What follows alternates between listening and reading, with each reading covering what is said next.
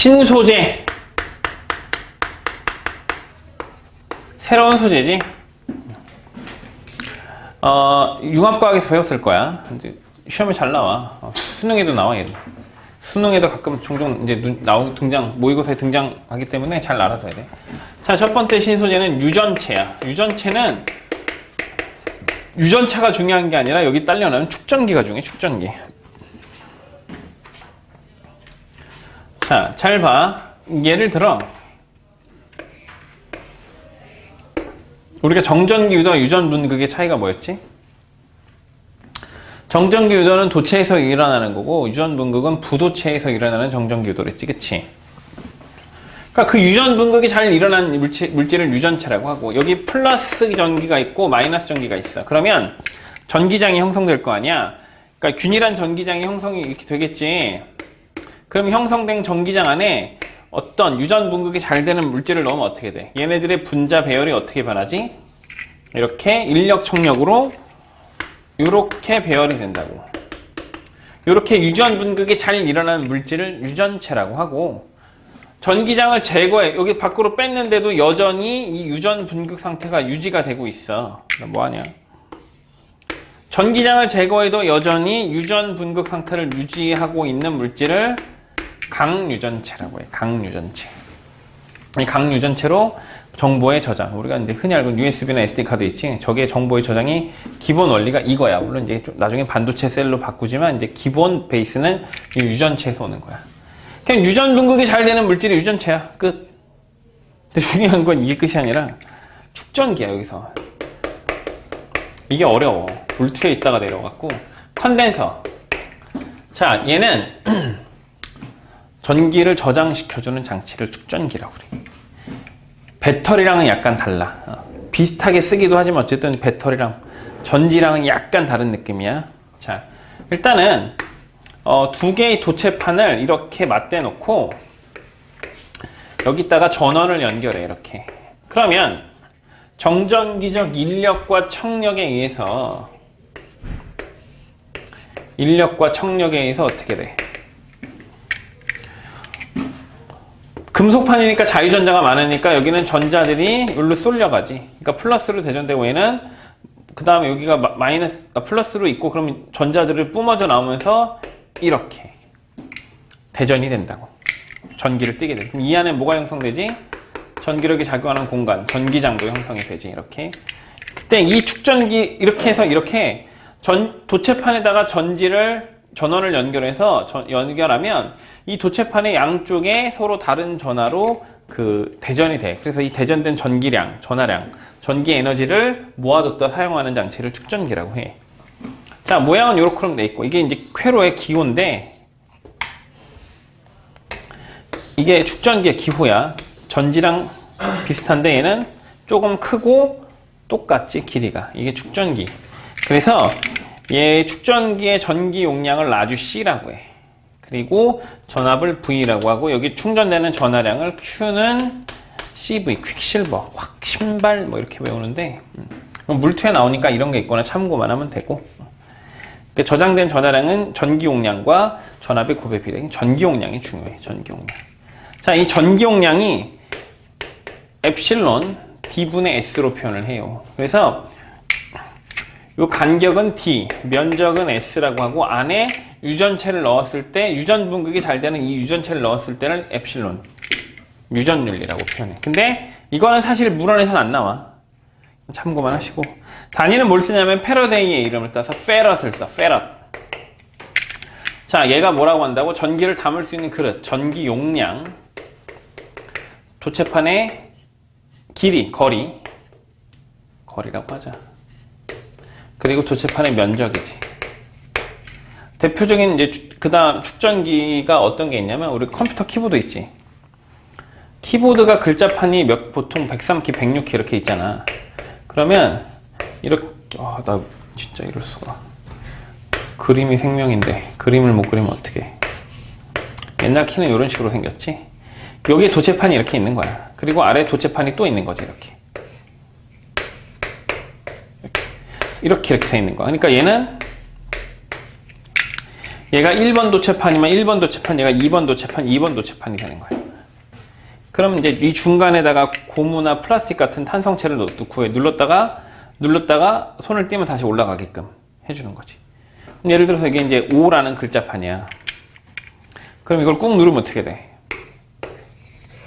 꾹 누르면 봐봐. 거리 D가 감소하지. D가 감소하면 어떻게 돼? 전기용량이 증가하고 전기용량이 증가하면 충전되는 전하량이 생겨. 그 아주 적은 양이라도 충전되는 전하량, 요 미세한 전류, 전기 신호 변화를 받아서 이걸 누르면 어떻게 돼? 모니터에 얘기했죠. 친구랑 채팅을 했거나 메일을 쓰거나 쪽지를 보낼 때 이렇게 소중한 선물을 보내줄 수 있다고 이렇게. 많이 드세요 이렇게. 그럼 만약에 106키야. 그러면 106개의 키의 전기 용량이 다 어떻겠어? 다르겠지. 그러니까 그 누를 때마다 그 전기의 신호 값이 다를 거 아니야. 그러니까 그 신호 값에 따라 여기에서 많이 드세요 이렇게. 많이 드세요 라는 걸 많이 드세요 칠 수 있다고 이렇게. 대표적인 축전기 뿐만 아니라 뭐 배터리라든가 이제 배터리 축전기라든가 이런 데도 쓰이고 뭐 플래시고 뭐고 정말 많이 쓰여요. 그냥 전자제품이 무조건 다 들어가 있다고 보면 돼. 컨덴서라고 해. 컨덴서. 자, 그럼 이제 이 축전기의 컨덴서를 보통 어떻게 만드냐면 전자제품에 얘가 봐봐. 이렇게 극을 걸어 놓으면 여기 전기장이 형성돼 있고 이 사이에 축전기를 넣으면 어떻게 미안해. 축전기란다. 유전체를 넣으면 어떻게 돼? 유전 분극이 일어나겠지, 그치? 그럼 얘가 유전 분극이 일어나면서 거리가 가까워지는 효과가 나고, 거리가 가까워지는 효과가 나고, 그 다음에 유전 상수가 증가한다고. 그러니까 더 많은 전기 에너지를 저장할 수 있는 장치가 되는 거지. 축전기. 그래서 이거 어떻게 만드냐면, 면적이 큰 긴 판에다가 여기다가 얇은 유전체, 강한 유전체를 놓고, 그 다음에 여기다 다시 면적이 얇은 판을 덧대. 그 다음에 얘를 갖다 여기서 또르르르 말아. 그럼 어떻게 돼? 요런 모양으로 변해. 왜 이렇게 돼서 뭐 이런 식으로 된 이렇게 요런 전자장치 뭐 이렇게 생겨갖고 이렇게 두 개 생긴 거 컨덴서 전자제품 뜯어보면 다 있어. 컨덴서 축전기라고 표현해. 보셨나요? 그러니까 사실은 신소재에서 유전체는 유전 분극이 잘 되는 물질이구나. 전기장을 제거하면 금방 분극이 유지가 안 된다. 분극이 사라진다. 이건 그냥 상유전체고 반유전체도 있는데 그런 건 안 나오니까. 그 다음에 전기장을 가한 다음에 전기장을 제거해도 여전히 그 유전분극 상태를 오래 유지한다. 강유전체구나. 이것만 기억하면 되고, 그 다음 중요한 건 축전기야. 이건 3단원에 다시 또 나온단 말이야. 3단원에서 또 나와. 전자기도랑 축전기가 또 연결돼서 나옵니다. 자, 그럼 이제 두 번째 신소재로 갈게. 초전도체. 초전도체. 뭐야? 전기 전도가 초 잘 되는 애가 초전도체야. 그러니까 우연히 이제 실험을 통해서 알아낸 거야. 수은은 상태가 어떤 상태지? 상온 기준? 액체지. 액체로 된 은인 거잖아. 그치? 액체 금속이지. 그러니까 쇳물은 뜨겁잖아. 그치? 근데 안 뜨거운 쇳물이라고 생각하면 되겠지. 근데 그 수온을 냉각하다 보니까 어느 순간 고체로 변할 거고, 또 냉각하다 보면 갑자기 전기 저항이 0이 되는 순간을 발견해 버린 거야. 그러니까 4켈빈 정도에서 전기 저항이 0인 상황이 발견이 됐어. 그러면서 이제 여러 물질들을 연구해서 그걸 임계온도라고 하거든. 임계온도를 계속 높이려고 노력하고 있어. 왜냐하면 봐봐. 뭐든 전기를 사용하면 뭐가 발생하게? 열이 발생해. 왜? 저항 때문에. 야, 형광등 만지면 뜨겁지. 전구 만지면 뜨겁다고. 자, 여기서 문제. 전구의 기능이 난방이야? 광원이야? 광원이지? 야, 춥다. 전구 좀 켜봐. 이렇지 않잖아. 그치? 물론 얘가 나는 열은 거의 난방에는 큰 영향을 주진 않아. 그러니까 얘는 주기능이 빛이잖아. 근데 사실은 얘 효율이 21%밖에 안 돼. 79% 뭘로 날라가? 열로. 전구 에너지 효율이 5%야. 에디슨이 만들었다는 그 토마스 에디슨 나쁜 놈이야. 전구 만든 거 말고는 잘한 게 없어. 사기꾼이야, 이 나쁜 놈. 돈밖에 몰라. 위인전도 다 돈 발라 쓴 거야. 진짜 훌륭한 사람, 형광등만 테슬라. 자, 니콜라 테슬라. 노벨상도 거부했어. 자기가 알고 있는 지식이 인류의 보탬이 되는 거면 충분히 행복하다. 노벨상 1대 수상자가 렌트겐이야. 엑스레이 발견한 사람. 그 사람한테 두개골 사진 찍어서 보내준 게 테슬라야. 많은 도움을 준 거지, 노벨상에. 자, 어쨌든 그러면 어떤 전자제품이든 저항 때문에 열이 발생한다고. 그럼 열은 결국 뭐야? 우리가 열을 이용하는 상황도 있겠지만 거의 대부분 열은 에너지 낭비, 손실이라고. 만약에 저항이 없다면 엄청난 세상이 오는 거야. 자, 그럼 이 초전도체의 특징 첫 번째 뭐지? 제로 저항. 제로 저항 뭐야? 임계온도 이하, 크리티컬 템퍼레이처라고 그래. 임계온도 이하에서 이하가 되면 저항이 어떻게 돼? 이하에서 저항이 0이 돼버려. 아까 그래프 그렸지? 얘만 따로 그리면 이렇게 되지? 이렇게. 여기는 저항이 있어. 근데 여기선 저항이 어때? 아예 없어. 이렇게. 제로죠. 물론 임계온도 이하에서만. 예. 자, 두 번째 중요한 게 뭐냐? 자, 이거 되게 많이 나와. 마이스너 효과. 마이스너 효과가 뭐지? 이렇게 생긴 초전도체 위에다가 이제 보통 이렇게 큰 틀에 놓고서 여기다 액체 줄수를 부어. 액체 줄수를 왜 붓냐면 임계온도 이하로 만들어주기 위해서. 이 초전도체 위에다가 자석을 딱 올려놓으면 자석이 어떻게 돼? 떠 있어. 공중부양에 있어. 이걸 뭐라고 그래? 공중부양의 효과를 마이스너 효과라고 한다고. 얘를. 왜 그러냐면 초전도체는 100% 반자성이야. 초전도 현상이 일어나는 순간부터 100% 반자성. 외부 자기장을 다 밀어내버려. 그러면 얘가 갖고 있는 자기장이 뭐야? 자기력이지, 자기력. 자기력의 영역을 자기장이라고 하잖아. 그러니까 얘가 자기장이 이를 뚫고 들어가면 밀어내니까 밀려서 그 힘에 밀리니까 떠 있는 거라고. 그럼 정지했으니까 중력과 자기력의 평형 상태가 되지. 이만한 이렇게 널찍한 초전도체 위에다가 이렇게 넓은 판 모양의 자석을 두고 사람이 올라가면 떠 있어. 조심히 올라가면 떠 있다고. 공중부양에 있다고. 턱 건들면 어떻게 돼? 계속 돌겠지. 공기저항이 너무 작으니까 공기저항은 이제 속도에 비례하니까 천천히 돌면 계속 돌아. 한참 돌아 정말. 왜? 바닥에 마찰력이 없잖아. 이걸 이용해서 뭘 만들 수 있어? 자기부상 열차를 만들 수 있다고. 얘를 이제 뭘 만든다고? 자기부상 열차. 그 제로저항으로 보통 만드는 건 MRI. 마그네틱스 리조네이션 이미징인가? 자기공명 영상장치 뭐 이런 거야. 그래서 우리 몸에 제일 많은 분자가 뭔지, 전 우주와 우리 몸에 제일 많은 원소가 뭔 줄 알아? 수소. 우리 몸에 있는 모든 수소를 엄청난 자기장으로, 초전도체의 자기장으로 그러니까 초전도체니까 저항이 없지. 그럼 전류가 어마어마하게 흐르고 어마어마한 전류 엄청난 자기장을 만들 수 있다고. 그 자기장으로 우리 몸에 있는 수소를 다 공명시켜서 수소의 배열을 읽어내. 스캔해. 그럼 어떻게 돼? 내가 여기가 너무 아파. 근데 칼로 째서 들여다보지 않아도 상태를 알 수 있단 말이지. 이해되시나요? 이런 걸 MRI라고 해요. 이런 의료기기에도 쓰이고. 초전도 자석을 이용한 거야. 그러니까 저항이 작기 때문에 엄청난 전류를 흐를 수 있게 한 걸 이용하고, 마이스너 효과는 임계온도 이하에서만 뜬다. 공중부양시킬 수 있는 걸 마이스너 효과라고 하지. 자, 마지막 액체 결정. 리퀴드 크리스탈. 얘는 액체와 고체의 중간 물질이야. 그래서 액체 결정이라고 표현해. 크리스탈이 수정이잖아. 이거를 이제 공학이나 광물 용어로는 결정이라고 그래. 크리스탈의 결정이란 뜻이야. 액정, 리퀴드 크리스탈. 액체 결정이란 뜻이야. 새로운 물질인 거지. 액체와 고체의 중간 물질이고, 얘는 상유전체야. 상유전체라는 건 뭐야? 유전 분급도 일어나는 거야. 자, 그러면 이제 대표적인 빛이 파동이냐 입자냐 했을 때 빛이 파동이라는 증거 중에 하나가 뭐였냐면 빛이 편광이거든. 자, 이렇게 생긴 편광판이 있어. 이렇게 생긴 편광판이 있어.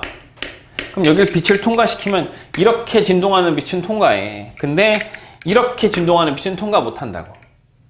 대표적인 얘가 선글라스. 선글라스 끼면 어떻게 돼? 어둡게 보이잖아. 왜 어둡게 보여? 빛을 일부만 들어오게 해준다고. 그러니까 이렇게 진동하는 애는 통과한 다음에 이렇게 진동하는 애는 못 통과시킨다고. 일부만. 오케이? 예를 들어서 이제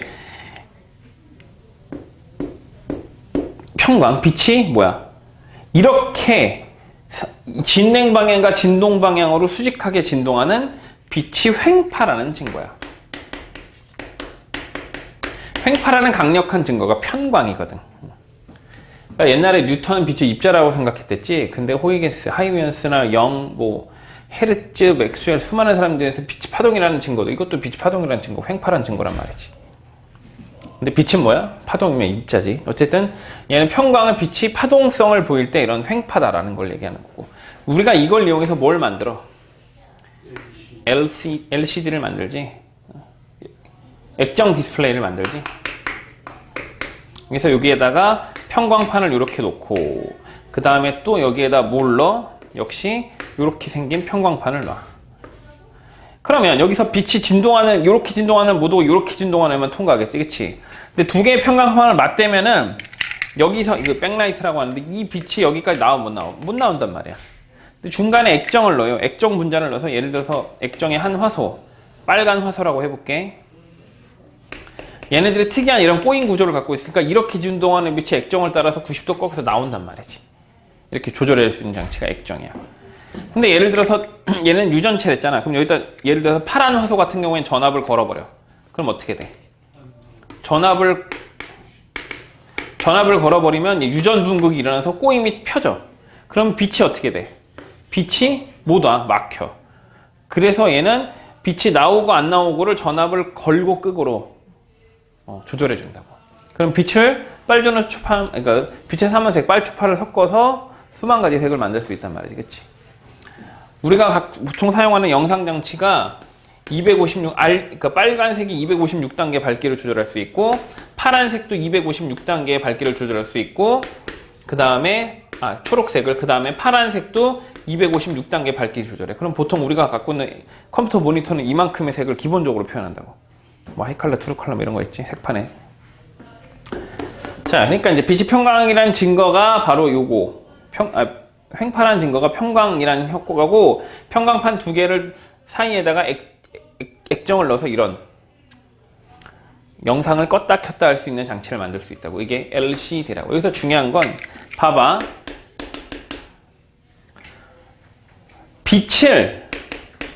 빛이 안 나오게끔 끄려면 어떻게 해야 돼?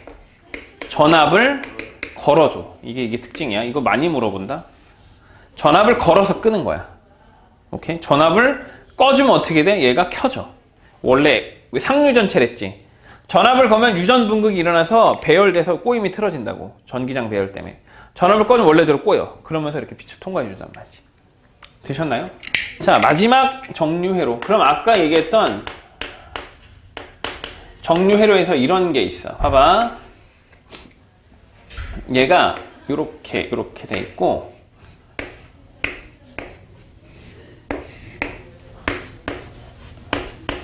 이렇게 다이오드를 연결해놨어. 그 다음에 여기 교류전원을 연결했어. 그 다음에 여기서는 이렇게 축전기를 연결해 놓고, 여기는 여기랑 이줄이랑 끊어져 있다는 뜻이야. 이렇게 연결해 놓고 여기다가 Vout 출력 전압을 체크해 볼게. 이렇게. 자, 그러면 세 개의 회로가 있지. 1번 회로, 2번 회로, 3번 회로가 있는데, 보통은 1번 회로가 있으면 전류가 어떻게 해? 교대로 흐르는 교류 전류가 흐르지, 그치? 근데 1번과 2번을 조합하면 어떤 현상이 일어나냐면, 자, 여기서 나온 전류는 이렇게 갔다가 이렇게 일로 가볼까? 화살표 방향으로 이제 반대는 못 간댔지. 이게 뭐야? 다이오드의 정류작용이랬지. LED도 다이오드니까 정류작용을 해. 그럼 안 나오니까 일로만 가고 일로만 가고 일로만 가. 자, 여기서 나온 전류는 어떻게 돼? 이렇게 가서 일로 가 못 가? 못 가. 그럼 이렇게 일로 나와도 요로 가고, 요로 나와도 요로 가고, 일로 요로 항상 요동치면서 나오지만 여기서는 한 방향으로만 흐른단 말이지. 그러면 어떻게 해? 요게 요렇게 바뀐다고. 그러니까 요 부분이 반대 방향으로 바뀐 거야, 위상이. 되시나요? 그럼 이미 직류지. 대신에 어떤 직류야? 일정한 직류가 아니라 요동치는 직류가 생기지. 이 요동치는 직류를 어떻게 바꿔주냐면, 잘 봐. 3번을 조합해. 원래 1 더하기 2는 기홈이지. 미안해. 아, 까먹었다. 갑자기 기억나서. 1 더하기 1이 기억나지? 자, 1번과 2번과 3번을 조합해 볼게. 자, 축전기의 메인 기능이 뭐냐면 자기보다 전압이 높잖아? 그럼 어떻게 돼? 충전돼. 그럼 자기보다 전압이 낮으면 어떻게 돼? 뭐야? 방전돼. 왜? 같아지려고 노력해. 안정. 항상 안정, 동성, 평형. 이런 것들을 추구하기 때문에 축전기는 회로에 연결하면 충전돼. 언제까지 충전돼? 전압이 같아질 때까지 충전돼. 이 충전을 이만큼 해냈는데 다른 회로에 연결했더니 전압이 너무 낮은 거야. 그럼 방전돼. 언제까지? 같아질 때까지 방전돼. 축전기는 이런 충전과 방전을 반복시키면서 우리가 필요에 맞게 쓰는 장치인데, 그럼 잘 봐. 얘가 축전기가 얘를 같이 연결을 하면 교류가 요동칠 때 밖으로 나가는 출력 전압이 너무 높잖아. 그럼 어떻게 돼? 자기가 충전돼 버려. 어떡하지? 같아질 때까지. 나가는 전압이 떨어지잖아. 그럼 방전시켜 버려. 같아질 때까지. 이걸 빠르게 충전과 방전을 빠르게 반복되면서 어떻게 해? 그냥 일정하게 흐르게만. 이 일정하게 축전기가 해주는 거야. 너무 증가하면 충전시켜서 내려버리고 감소하면 방전시켜서 올려버리고 계속 빠르게 해서, 물론 이제 이 부분을 조금 확대하면 약간의 이렇게 요동침은 있긴 하지만, 미세 요동침이 있긴 하지만 거의 우리가 봤을 때 거의 일정하게끔. 그러니까 우리가 사용하는 핸드폰 충전기 있지? 분명히 교류 220V에 연결하잖아. 60Hz 이렇게. 근데 충전기는 뭘로 축전돼? 직류 3.8V로 충전이 된다고. 일단은 교류에서 직류로 바꿔준다. 바로 다이오드와 컨덴서, 축전기가 조합되어 있구나 라는 걸 알 수 있겠지. 자, 2단원 끝!